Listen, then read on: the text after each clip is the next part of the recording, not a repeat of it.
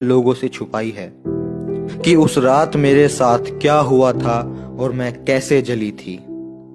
मेरा घर लखनऊ के पास हरदोई जिले में था। मेरे दो भाई थे, राजा हिरण्याक्ष और राजा हिरण्याकश्यप। मेरे बड़े भाई राजा हिरण्याक्ष ने आर्यों द्वारा कब्जा की हुई संपूर्ण भूमि को जीतकर अपने कब्जे में कर लिया था। यहीं से आर्यों ने अपनी दुश्मनी का षड्यंत्र रचना शुरू किया। मेरे भाई हिरण्याक्ष को विष्णु नामक आर्य राजा ने धोखे से मार डाला था, जिसकी वजह से मेरे छोटे भाई राजा हिरण्याकश्यप ने अपने भाई के हत्यारे विष्णु की पूजा पर प्रतिबंध लगा दिया था। लेकिन हिरण्याकश्यप के पुत्र प्रहलाद को विष्णु ने नारद नामक आर्य से जासूसी कराकर उसे गुमराह किया और अपने झांसे में लेकर घर में फूट डलवा दिया। प्रहलाद गद्दार निकला और विष्णु से मिल गया तथा दुर्व्यसनों में पड़कर पूरी तरह आवारा हो गया। सुधार के तमाम प्रयास विफल होते जा रहे थे। राजा ने उसे घर से निकाल दिया। अब प्रहलाद आर्यों की आवारा मंडली के साथ रहने लगा। अब अव्वल नंबर का शराबी और आवारा बन गया था, परंतु मेरा स्नेह अपने भतीजे प्रहलाद के प्रति बना ही रहा। मैं अक्सर राजा से छुपकर प्रहलाद को खाना खिलाने आती थी। फागुन माह की पूर्णिमा थी। मेरा विवाह तय हो चुका था।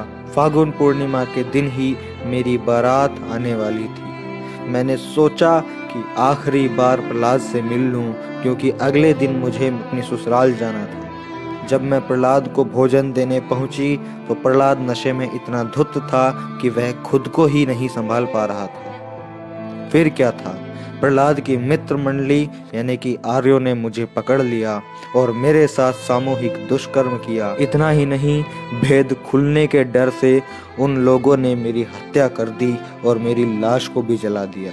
जब दूसरे दिन मेरे भाई राजा हिरण्याकश्यप को यह बात पता चली तो उन्होंने मेरे बलात्कारी हत्यारों को पकड़ लिया और उनके माथे पर तलवार की नोक से आवीर लिख दिया, अर्थात ए वीर अर्थात कायर लिखवा कर उनके मुख पर कालिख पोतकर जूते चप्पल की माला पहनाकर पूरे राज्य में जुलूस निकलवाया। जुलूस जिधर जिधर से भी गया, हर किसी ने उन बलात्कारी हत्यारों यानी कि आर्यों पर कीचड़ गोबर कालिख फेंक कर उनका तिरस्कार किया। परंतु इन झूठे फरेबी मक्कार पाखंडी आर्यों ने मेरी इस शहादत की सच्चाई को छुपाकर होलिका दहन के रूप में एक त्योहार बना दिया है और आप लोग अपनी अज्ञानतावश इसके झांसे में आकर अपनी ही अनार्य बहन होलिका को हर साल जलाकर दूसरे दिन नशे में धुत होकर एक दूसरे को कीचड़ गोबर रंग लगाकर खुशियां मनाते हो। मैं अपने अनार्य भाइयों से पूछना चाहती हूँ कि आखिर आपकी यह बहन कब तक जलती रहेगी और आर्यों के झांसे में आकर अज्ञानता का यह खेल आप कब तक खेलते रहोगे। मैंने मेरी पूरी आप बीती आपको बता दी है। अब निर्णय आपको ही लेना है कि क्या आपको मेरी मौत पर खुशी मनानी चाहिए या नहीं। अगर आपको जरा परवाह नहीं है अपनी बहन की तो शौक से खुशियां मनाइए।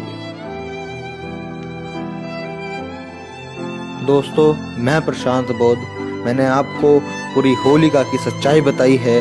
अगर आपको इस बात में जरा भी सच्चाई नजर आती है और अपने लोगों की अज्ञानता मूर्खता नजर आती है तो प्लीज आप इस वीडियो को इतना ज्यादा शेयर कर दो कि यह वीडियो हर उस एक इंसान तक पहुंच सके जो अज्ञानवश इस होली का त्योहार को मनाता है और अपने ही समाज की, अपनी ही बेटी, अपनी ही बहन को हर साल जलाकर खुशियां मनाता है। सो मैं मिलता हूं आपसे अगली वीडियो में। जय भीम, नमो बुद्धाय, जय मूल निवासी। तर्क से फर्क लाना हमारा मिशन। हमारे साथ इस मिशन में जुड़ने के लिए इस लाल बटन को दबाकर चैनल को सब्सक्राइब करें और बेल आइकन को दबाकर ऑल पे क्लिक करें, क्योंकि हमें लाना है सोच का एक अलग नजरिया।